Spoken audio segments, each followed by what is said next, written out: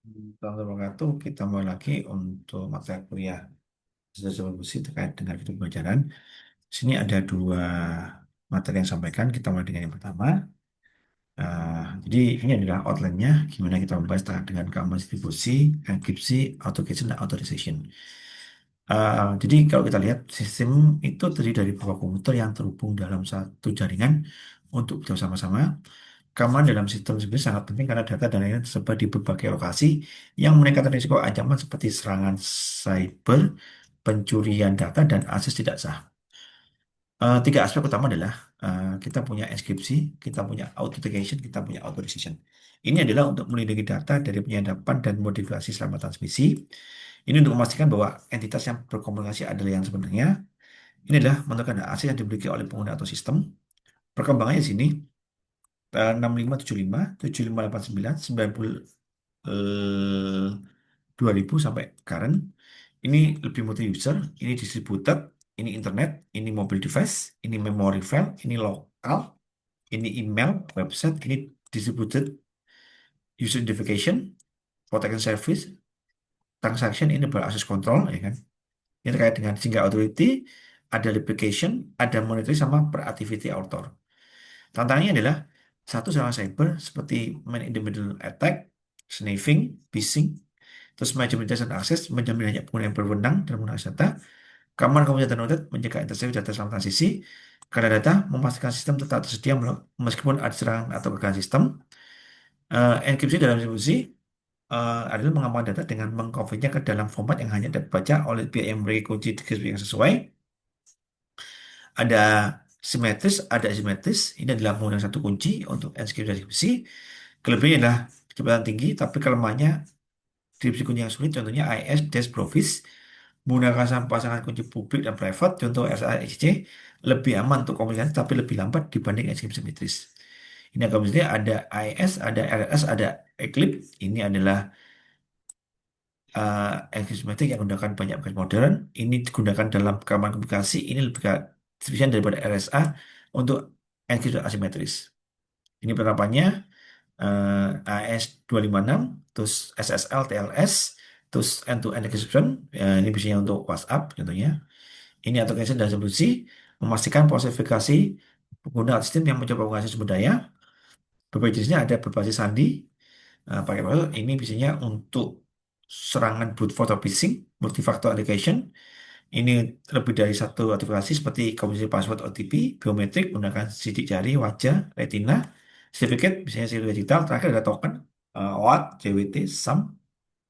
Ini penerapannya menggunakan sistem login komisi untuk menghindari pencurian kredensial, merekam single sign-on, memberikan kemudahan akses, untuk menjaga privasi dengan hashing. Nah, ini adalah proses perlindungan akses yang diberikan kepada pengguna setelah berhasil diautentifikasi. Ini model authorization, ada role based, ada attribute based, ada destination, ada mandatory. Ini untuk satu organisasi, ini perangkat, ini pengguna, ini adalah kebijaksanaan. Penerapannya adalah menggunakan akses, membatasi akses yang ada pada pengguna, terus menggunakan least privilege, yaitu memberikan akses minimum, menggunakan aplikasi audit untuk memantau dan merekam akses sumber daya. Ancamannya adalah serangan endometek menyerang menyusup dalam komunikasi antar dua pihak, terus DOS menjadi server dengan pengiriman palsu, SKJJ memasukkan kode SQL berbahaya ke dalam input, melalui sampelnya perangkat berbahaya yang mengasih atau mencuri data. Ini LANport dikatakan menggunakan Tempson untuk mengatur urutan akses, menggunakan mekanisme checkers replay, ini sudah kasusnya ya. Nah, jadi kita menggunakan IS atau menggunakan OAuth atau menggunakan RPAC. Ini perbankan menggunakan biometrik, dia hanya probabilitas pengguna yang melakukan. Ini contoh-contoh yang best practice-nya, gunakan mekanisme end-to-end, lakukan zero trust arsitektur, gunakan firewall, lakukan pemantauan login, update patch, gunakan sandboxing untuk menghasilkan aplikasi yang berbasis terhadap keamanan sistem. Jadi semuanya adalah untuk distribusi ini sangat tergantung dari penerapan enkripsi, authentication, authorization dapat memastikan bahwa perlindungan data dari sistem data dengan strategi ini dapat menjadi lebih andal, aman, dan efisien bagi penggunanya.